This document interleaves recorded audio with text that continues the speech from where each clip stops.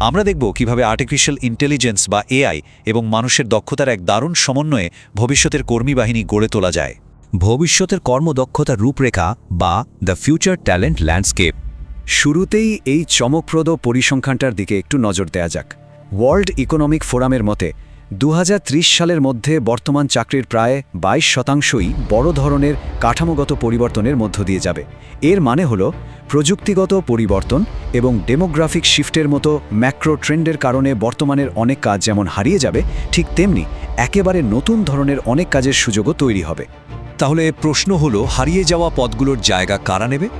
Interesting ব্যাপার হলো, শীর্ষ প্রতিষ্ঠানগুলো এখন এমন কর্মীদের খুঁজছে যাদের প্রযুক্তিগত দক্ষতার পাশাপাশি গভীর মানসিক রেজিলিয়েন্স বা ঘুরে দাঁড়ানোর ক্ষমতা রয়েছে। ডেটা বলছে এআই ও বিগ ডেটার চাহিদা যেখানে 85%, সেখানে রেজিলিয়েন্স বা নমনীয়তার চাহিদাও কিন্তু প্রায় 80%।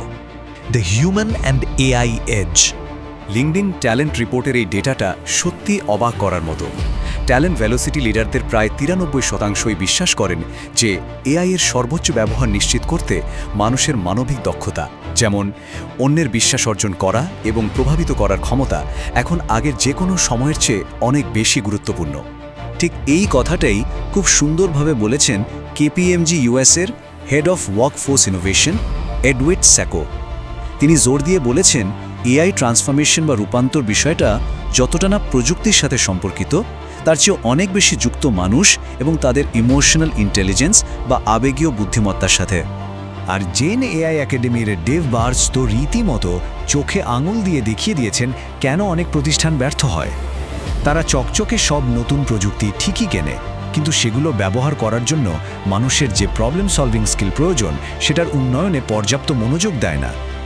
ভিশন এবং ট্রেনিং ছাড়া কেবল সফটওয়্যার লাইসেন্সের পেছনে টাকা ঢালা মানে আক্ষরিক অর্থেই টাকা পোড়ানো। ঠিক এখানে লিডার আর পিছিয়ে পড়া প্রতিষ্ঠানগুলোর মধ্যে আসল পার্থক্যটা ফুটে ওঠে। লিডাররা কর্মীদের আপস্কিল করার জন্য সম্পূর্ণ একটা ইকোসিস্টেম তৈরি করে, যেখানে এআই থাকে একদম কেন্দ্রে, আর অন্যদিকে পিছিয়ে থাকা প্রতিষ্ঠানগুলো কেবল বিচ্ছিন্নভাবে কিছু এআই পাইলট প্রজেক্ট চালায় আর ভাগ্যের ওপর নির্ভর করে প্রোডাক্টিভিটি বাড়ার আশায় বসে থাকে। ট্রেডিশনাল বা একটু জটিল ইন্ডাস্ট্রিগুলোতে ক্রিটিক্যাল থিঙ্কিং কিভাবে কাজ করছে?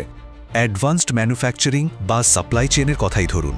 এখানে ফিজিক্যাল বা শারীরিক শ্রম এখন বুদ্ধিবৃত্তিক শ্রমে রূপান্তরিত হচ্ছে। আধুনিক সাপ্লাই চেনের জটিল সমস্যাগুলো সমাধানের জন্য অ্যানালিটিক্যাল থিঙ্কিং বা বিশ্লেষণাত্মক চিন্তার ব্যবহার 79% বৃদ্ধি পাওয়ার পূর্বাভাস দেওয়া হয়েছে। এটা একটা বিশাল পরিবর্তন। গ্রোথ ইঞ্জিনিয়ারিংয়ের এই ডেটাগুলো দেখলে বিষয়টা আরও পরিষ্কার হয়ে যায়। 95% মানুষ একমত যে ক্রিটিক্যাল থিঙ্কিং একেবারে অপরিহার্য, আর 71% নিয়োগকর্তা এখন প্রযুক্তিগত দক্ষতার চেয়ে ইমোশনাল ইন্টেলিজেন্সকে বেশি গুরুত্ব দিচ্ছেন। কর্মক্ষেত্রের অনিশ্চয়তা মোকাবেলা করতে এগুলোই এখন আমাদের প্রধান হাতিয়ার। সমস্যা তো বোঝা গেল, কিন্তু সমাধান কি? একটি প্র্যাকটিক্যাল আপস্কিলিং রোডম্যাপ।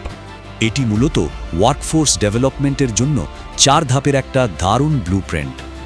এই ধাপগুলো অনুসরণ করে একদম প্রাথমিক মূল্যায়ন থেকে শুরু করে ডেটা নির্ভর ধারাবাহিক উন্নতির দিকে এগিয়ে যাওয়া সম্ভব।